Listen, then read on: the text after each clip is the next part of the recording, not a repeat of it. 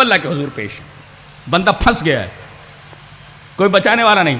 दाएं देखता है तो उसके अमाल, बाएं देखता है उसके अमाल, आगे देखता है तो उसका रब है सवाल के लिए, पीछे देख नहीं सकता इसलिए कि अल्लाह है सामने, मुड़ेगा कैसे? अब बचाने वाला कौन?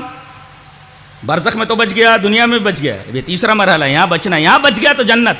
अबू उमामा बाहिली कहते हैं कि एक आदमी, नबी करीम सल्लल्लाहु अलैहि वसल्लम फरमाया कि अल्लाह के हुजूर फंस गया है, कोई बचाने वाला नहीं है, कोई सिफारिश कर सके इस गुनहगार की। कुरान आ जाएगा, याती यौमल क़ियामत शफ़ीअन लि अस्हाबी, अपने पढ़ने वाले, अपने समझने वाले, अपने अमल करने वाले के लिए सिफारिश बनकर। अल्लाह से छोड़, अल्लाह का कलाम उसकी सिफारिश करे, अल्लाह कैसे रद्द करेगा? उसका कलाम है ना वो।